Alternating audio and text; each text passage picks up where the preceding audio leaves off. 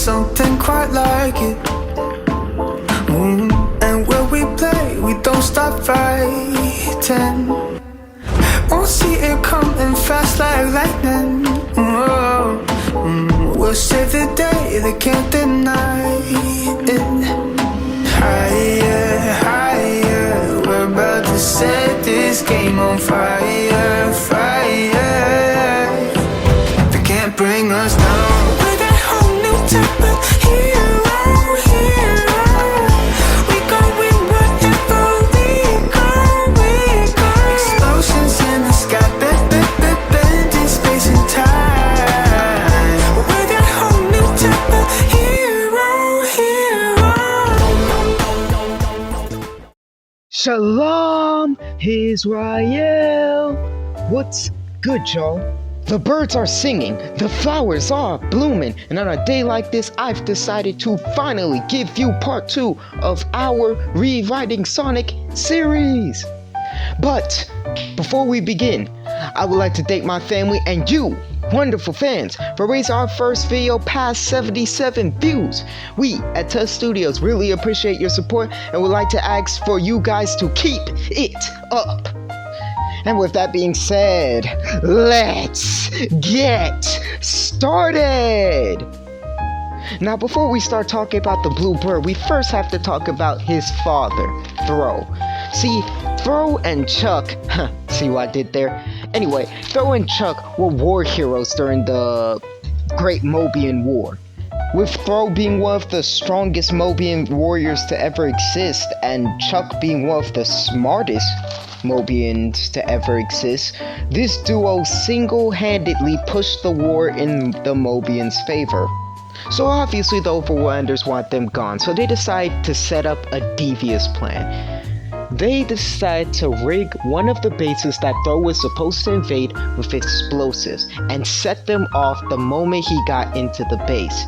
Now, they failed their assassination attempt, but Throw was out of the battle. He was left almost dead. It was only because of Chuck's cybernization process that Throw was able to survive the blast. Slaki, I stuttered way too much in that.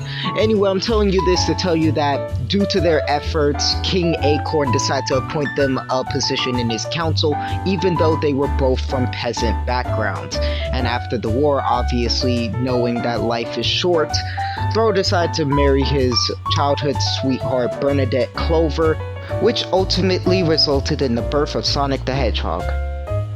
Now, Sonic, whose real name is Melvin Oxford in this verse, was a wild kid growing up. He would jump off the walls, run circles literally around his PE teachers, and was always just getting into problems and mischief. But obviously, like the Sonic we grew up with, he always had a heart of gold. Sure, he did a bunch of dumb stuff and had his own ego to deal with, but he still had his moral background of, being a good guy and helping those who are weaker than him. As Sonic grew up in Soliana, he made a lot of friends. One was Rotor, a guy who came all the way from the Antarctic to run away from all his family trauma. The next was Antoine Decollette, who although cowardly was expected to take over his father's position of being general to King Acorn's army. And lastly is Bunny Frazier, who was paralyzed from the waist down and had to do cybernization surgery by Chuck, who did it completely for free because she was an orphan and was orphaned due to the events of the Mobian War. So Lakia, did I say last? I meant second to last. Sonic met the last member of his group of misfits, Princess Sally Acorn, at one of King Acorn's many art galas. Or more like, while Sonic was ditching one of King Acorn's many art galas. So anyway, while Sonic was heading over to his Uncle Chuck's chili dog parlor, he found Sally Acorn near the side of the road crying at a park bench. Realizing who she was, he immediately started asking what was wrong and asked if he could help. She at first was reluctant to tell any of her family trauma to some random kid, but knowing that she had practically no one else to talk to, she decided to emotionally dump all her baggage onto him. One sob story later, and the two immediately became friends. And from that day on, Sonic, Sally, and the rest of the gang decide to make their kid group known as the Freedom Fighters. And they'd go to the park or go anywhere they wanted and play hero, play games, just do a bunch of random kid stuff. Now you know we can't be talking about Sonic's story for too long without talking about Sonic's biggest hater. So now it's time for us to start talking about the big, fat, not so jolly red man, Dr. Eggman. So meanwhile, on the opposite side of the world, the Robotnik family line was kicked out of every single dome owned by humanity due to the crimes that Gerald Robotnik had committed. With really no other options, the Robotnik family decided to try their luck at an Overlander base camp. And although they were able to get inside the base, the treatment inside of this camp was less than 5 stars by a long shot. Most of the Robotnik family line was forced to do heavy servitude to the stronger members of the Overlander base. Now, if you know anything about Eggman, he hates 2 things: sharing and taking orders, and quite frankly, the Overlanders were making him do the latter. And Ivo Robotnik won't let that slide. So, he decided to find his uncle's old research papers to try and find a way to gain power in this dark situation. That is when he comes across his uncle's old research papers on Mobian life forms, and where he comes across the information on how Mobian life has inert chaos energy inside their bodies. Using this information, he immediately began to work on creating robots that could use Mobian life as sort of a bio battery, similar to the events of Fleetway Sonic comics, and decided that to use these robots to take over the Overlander base. And of course, he did not share this power that he gained with any of his family. They had to still serve him in the mines and all that. Like, their situation didn't improve just because Eggman's did. Well, Ivo's did. But Dr. Ivo Robotnik was not satisfied with just having one small Overlander base. No, he wanted the whole world to bow beneath him and kiss his boots. So he decided to make the Overlander base his very first factory of his robots, and start spraying his robots across the land to capture as many animals as possible to use them as bio batteries for more machines. Then, when his metallic militia was big enough, he finally sent his forces against the Mobian kingdom of Soliana, considering that was the closest one to his base. Now, do you remember in the previous video how I said that Mobians are stronger and smarter than the average human being?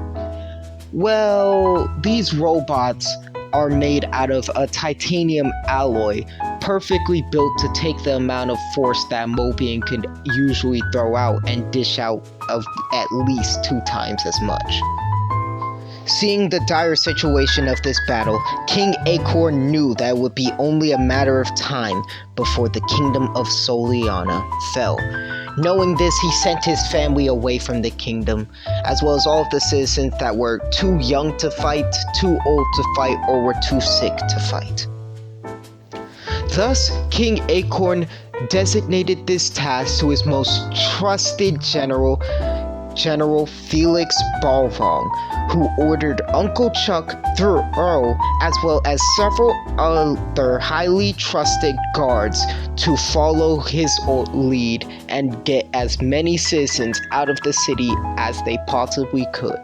During their escape out of the city, Elias, as well as his mother, the Queen of Soliana, gets lost during the chaos, so Thro has to go back to get them. Once the rest of the group gets to safety, they wait for Thro, Elias, and their queen to return, but none of them leave the city.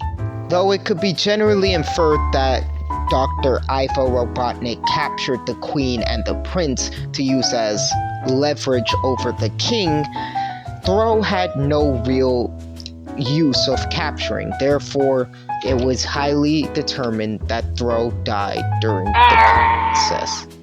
With a heavy heart from the supposed loss of their comrade, the rest of the refugees flee to Green Hill Zone and make it their home for the time being. Now obviously Sonic isn't just gonna let Dr. Disrespect just hand him an L like that and get away with it. Nah, mans wanted that run back. Luckily he wasn't the only one who wanted that smoke either. All of Sonic's closest friends also wanted to have Eggman catch their hands. So for 5 grueling years, the Freedom Fighters trained under General Balrog and Nanny Sue for the run back of the century, while Eggman was busy spreading his influence to other lands like US capitalism. After their 5-year hiatus to the gulags was up, it was finally time for the Freedom Fighters to take back Soliana. So to summarize, they basically demolish Eggman's robotic legion, fold Eggman, and reclaim Soliana.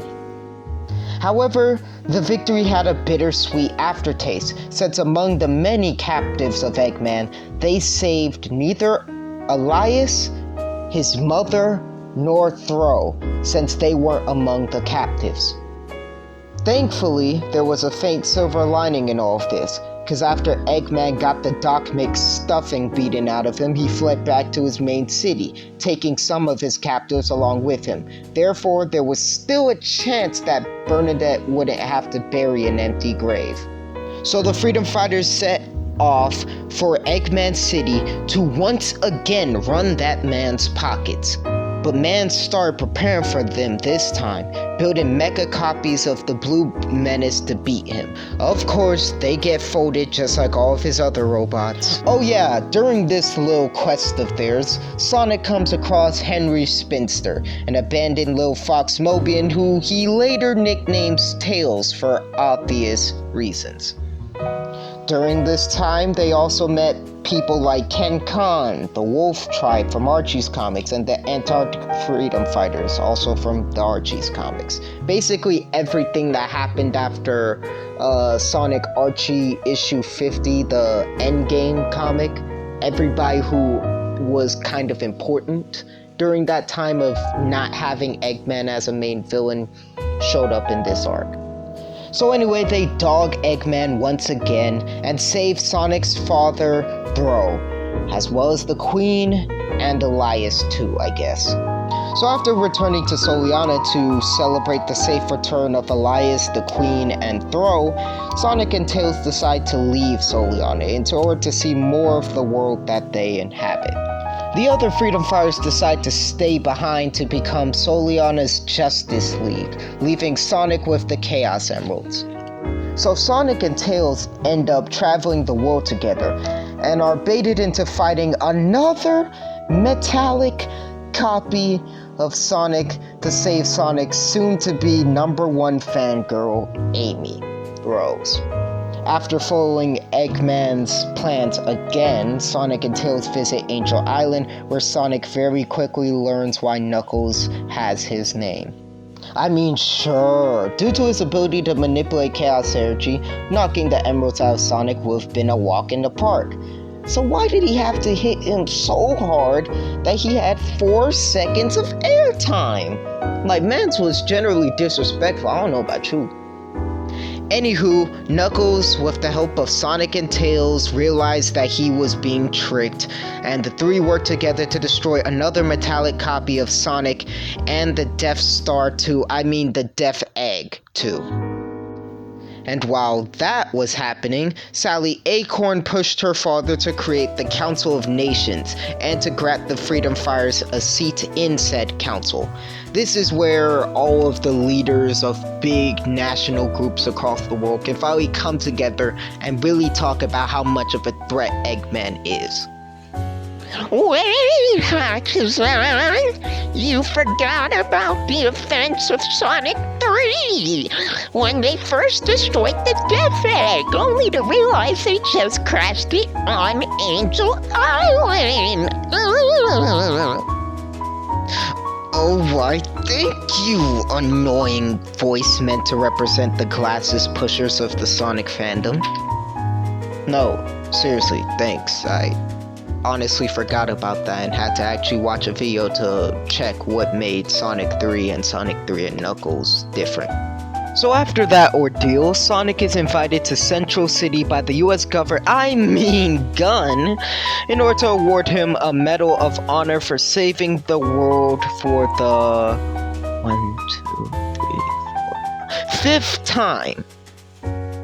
Oh, but of course, Eggman decides to use this opportunity to try and steal the Master Emerald. And luckily, while Knuckles is too busy fending off Rouge the Bat. In order to keep the Master Emerald out of Eggman's hands, Knuckles shatters the Master Emerald, releasing chaos onto the land, both figuratively and literally. Thankfully, Knuckles was able to collect the Master Emerald shards and Sonic used the Chaos Emeralds to beat Perfect Chaos.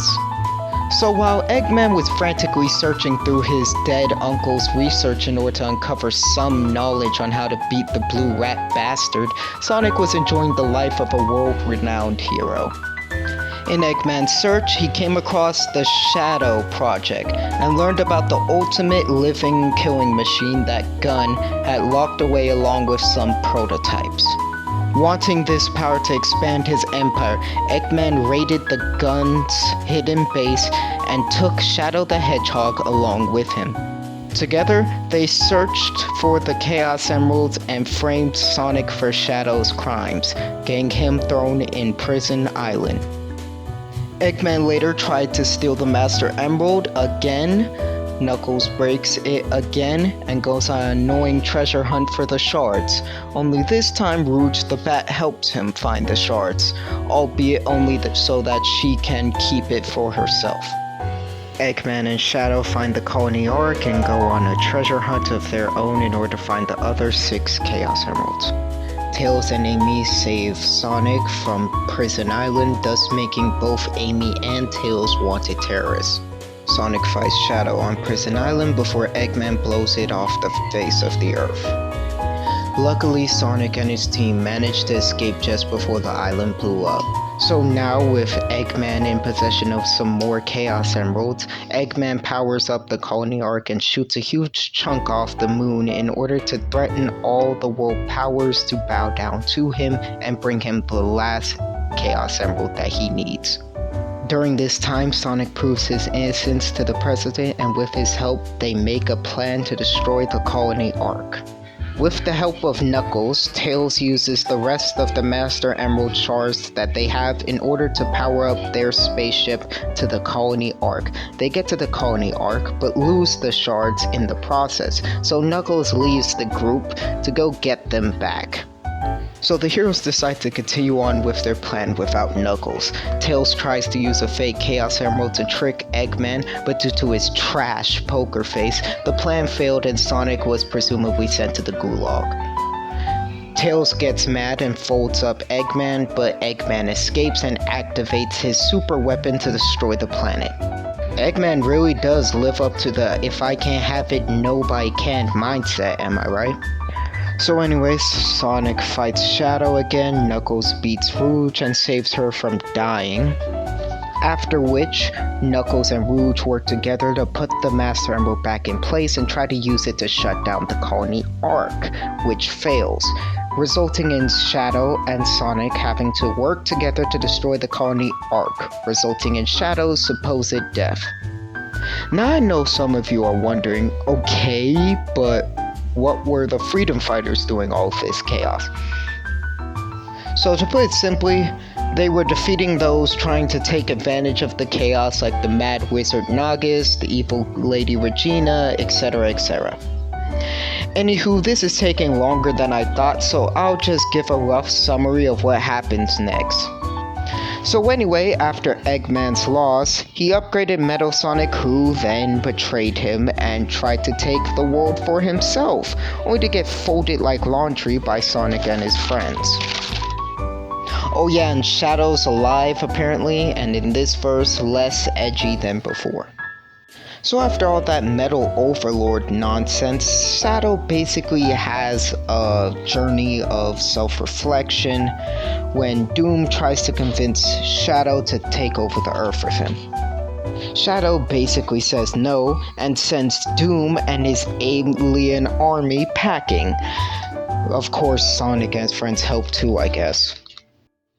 Anyhow, Sally Acorn has her coming of age ceremony, and Eggman tries to use this opportunity to steal Iblis away from her and use it to power his machines. Basically, the events of Sonic 06.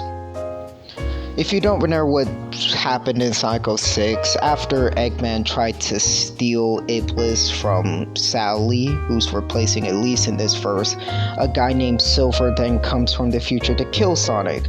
Sonic basically tells him to go screw himself.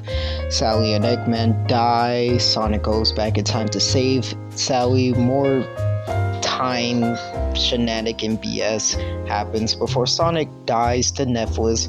Sally goes mad and turns into Iblis Raven. Now, if I had to explain what Iblis Raven is in this verse, I'd have to use like when Naruto turns into the Nine Tails, but in his like three-tailed form. Sort of like this uncontrollable raging form as he's slowly being taken over by the Nine Tails. That's basically what Iblis Raven is. But even with this power boost, Nephilus easily folds her up, taking Iblis and forcing Iblis to fuse with him to become Solaris. With the power of love, and mostly the Chaos Emeralds, Sonic is revived, and together with Shadow and Silver, they fold up Solaris. It's from this point on that Sonic and Sally's relationship starts to become less of a friendship and more of a romance. Anyway, that aside, Sonic Unleashed happens, though Dark and Light Gaia aren't some sealed away gods like in the original game, but rather two powerful beings from another dimension who just so happen to be brought to Sonic's dimension through a rift in the dimensional void, thanks to Eggman being, well, Eggman. Also, the Egg Bosses exist, those villains from the IDW comic book series. Eggman slowly got them onto his side during the events Sonic of like beats up Sonic Adventure as well as other games while he was building his forces to try and prepare for Sonic again. that I like to call fission chains in order to round up the small planets that the Wisp reside in order to siphon all of their hyper-go-on energy and all of their rare minerals to use to power up his space station. Sonic and Tails find out about his plan and beats him up, but sadly Sonic couldn't save the Wisp planets, and they were destroyed due to a black hole caused by the hyper-go-on energy going out of control. The Wisp save Sonic from the blast and decide to live on Mobius and claim it as their home since they practically don't have anywhere else to go. The Sonic storybook games are canon, but rather than Sonic randomly being summoned into some storybooks, after the events of Colors, Sonic goes into a magical book known as the Book of Acorn to go save Elias, the older brother of Sally who was supposed to become king of Soliana. When Sally tells him that he got trapped in the book due to him failing the trials of Acorn, this kind of magical chaos trials that all kings of the kingdom of Acorn are supposed to go into. And failing said trials will have you stuck inside of the book until you are able to complete said trials. Obviously, Elias stayed in the book for way longer than he was supposed to, so this forces Sonic to have to go through the trials himself to save him. During all this, though not really important, I would like to point out that Amy decides to hang around Shadow more in order to help them find a reason to want to protect Mobius past Maria's dying wish, resulting in the two become really close. I think a dynamic like this really has some potential in the story writing and could really turn Shadow from just this edgy edgelord who hates everything and is only protecting the planet based on Maria's dying wish to actually a character who, although has a traumatic past, is starting to actually get over it. Anywho, Sonic Lost World happens as it did originally in the game, and Wait, what now? see, I'm gonna have to shut you up real quick because no, Sonic Generations does not happen in this verse. It is not canon. I felt like it was a stupid game. It was a stupid story plot. It just doesn't happen. Oh, right. I forgot about that. Yeah, those events happened after the Sonic 06 arc. My bad.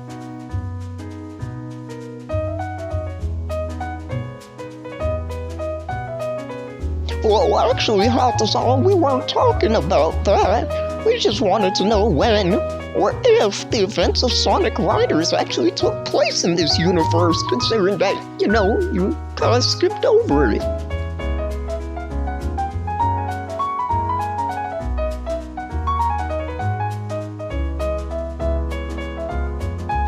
So anyway, Sonic Forces also happens.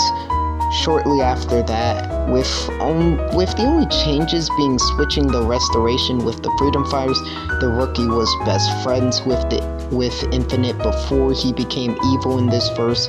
The Jackal's mercenary group doesn't exist because I thought it was stupid, and Infinite and the Rookie leave at the end of Forces arc in order to help Infinite make amends with his previous crimes and try to fix all of the problems he caused. Now, usually this is where I should start talking about the IDW comics, started with Ian Flynn and his team. Sega decided to restart the comics, I guess. But I won't actually be talking about that, nor will I be talking about Sonic Frontiers in this video. Reason being, it's just too long. Don't worry, I will still talk about these events, because I changed a whole lot about the IDW comics, because there was a whole lot I just didn't re-rock with. Well, me and my sister didn't re-rock with. But for now, this is the end of this video. As I said in the beginning of the video, thank you to all of my family, as well as all of the fans who may not know me personally, but still really like my content, for bringing our first video on this series past 77 views. It really helps us out, and I can't wait for us to hit the milestone of 100 subscribers. I know we can do it. I believe in all of y'all, and don't worry, the next video will be coming out soon. Anyway, that's all from me. My name is Hatazan. I make a bunch of videos like this on YouTube all the time. Please like, share, and subscribe to our channel for more of our sweet, sweet content. And with that being out of the way, Kwam Yasha Allah, Israel. And I'll see you all later.